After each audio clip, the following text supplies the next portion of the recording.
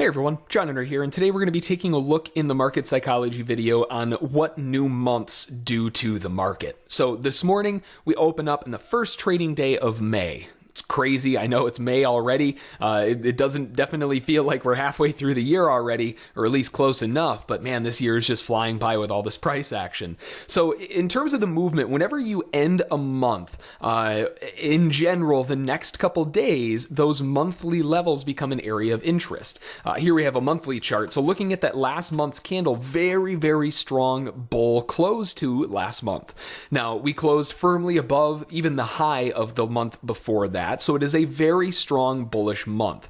Now, in terms of crude oil on a monthly chart, really, because it's the first couple days of this month, the prices that this candle forms becomes a very interesting place, especially since it closed so near its high. So the closing price, the high, and if we were near it, the open price and the low, those would be areas of interest as well. But really, that monthly candle, because we're so close to the top of that area, the close and the high are those big areas of interest. Now, to make life easier, I have them marked on the 5-minute chart as this big brown line, which is the monthly close, and the big green line up here as the monthly high.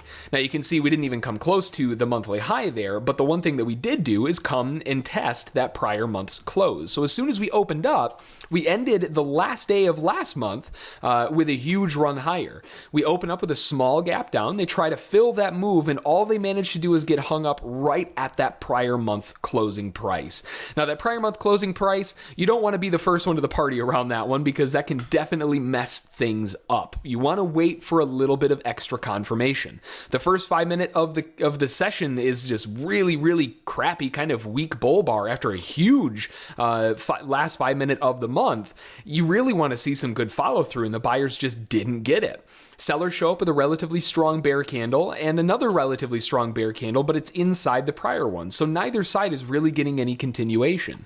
The buyers try coming back in again, no continuation, and we finally have someone step up to the plate coming off of that prior month close again. Huge bear candle closing right at its lows, breaking out of all of the price movement. That is your sign that we are using that prior month close as resistance, and we need to become sellers for a move down. Now, how far this move will go, you're never really sure, right? Sometimes it might just try to take back that last candle of the month. Sometimes it'll just do what it normally does and go back down to those lows. Either way, though, we need to become sellers here because of the context of the situation. We know that a lot of buyers are feeling trapped. They're not getting the follow through that they want to get. We're coming off of an area of resistance, a very heavy area of resistance, and they're likely going to exit, and that causes a huge drive down. So now we have a bearish sentiment. The very first start of May, we start out with a huge bearish sentiment right off the bat. Nobody's going to like that, and everybody starts jumping in and flooding the downside, seeing, hey, if we're starting off the month like this, we might be able to keep this for the next month on the downside to see what happens. So we get this massive drive lower from scalpers to swing traders to everyone in between selling in this thing on the way back down. Now you'll notice this was a very aggressive slide lower. Not really anybody who missed that move, they weren't given a chance to even get into the move. So essentially there are going to be a lot of people who are waiting, right? I'm sure everyone's been there, but you think, just give me a pullback, give me a retracement. Let me get into this move. Don't let me miss this, crude. Come on. You're kind of arguing with the market. It finally comes back, gives you a huge bull candle, completely taking out the last bear candle, but you have to put it into context.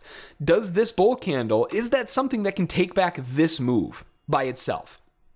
Probably not. Very low chance that that's able to take it all back. And it follows it up with a really weak bull candle. That is a beautiful signal to look for another scalp right back down again, knowing that you'll probably get down to the lows of the day, right? So we get that little scalp right back down to the low of day, and that's exactly what everyone did. They bought their short positions back, and we go into a range for a little while, correcting back higher. Now, this area was pretty interesting because we're coming back up. We have this large support area forming a new little kind of bull channel working its way higher, and the sellers try to break down. But the key point here is that the sellers couldn't close underneath that rising area of support on the channel lows, and that told the buyers essentially, hey, you guys are safe, just jump right back in. Unless the bears can get underneath that level, there's no way they're getting back to the lows. They followed up to a bull candle, and it pushes back up to the highs. Now, I'm not a big fan of buying that, primarily just because, well, You're in a heavily bearish market. I don't want to be the one on the buy side. I would rather wait to see the buyers show up.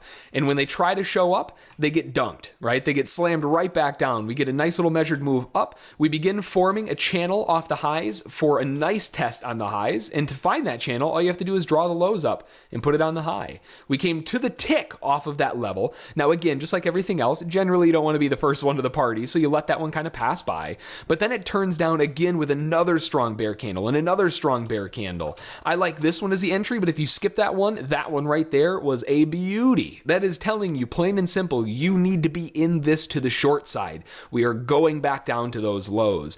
Even if you were watching this area of support, it hammered through that level. Didn't even blink. When it torches through something like that on a heavily bearish day off of an area of resistance, I really don't think you can ask for a much better signal in terms of both market psychology with buyers wanting to get out in combination with technical analysis. And that's exactly what we have today for a gorgeous run lower to kick off this month of May. So hopefully you found it interesting. Hopefully you found it useful and you learned something. And until next time, we'll see you later.